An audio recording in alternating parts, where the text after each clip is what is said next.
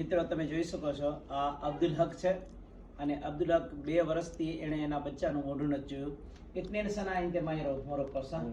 بعدين انت يجي اقامه بعدين انت روح 2 شهر ان شاء الله انت زين هذا بس هذا عبد الحق માણસ સારો છે પણ એણે આ અહીંયા કને આપણું હાથનું કામ કરે છે.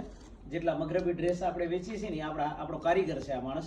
પણ એ બિચારો આ 2 વર્ષથી એના છોકરાનું મોઢું નથી જોયું એટલે ઇમોશનલ થઈ ગયો છે.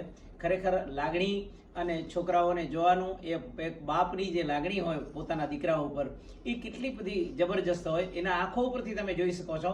કદાચ તમે એની ભાષા નહીં સમજી શકતા હો પણ એની આંખો ઉપરથી તો તમે જોઈ શકતા હશો કે આ માણસ એના છોકરાઓને મળવા માટે કેટલો આતુર છે.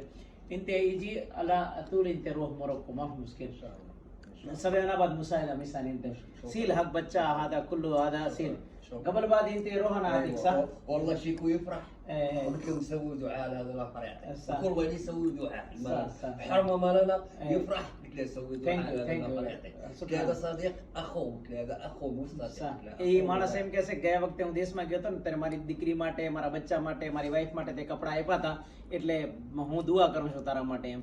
તો એવું કહે છે. તો થેન્ક યુ અબ્દુલ હક. શુક્રાન.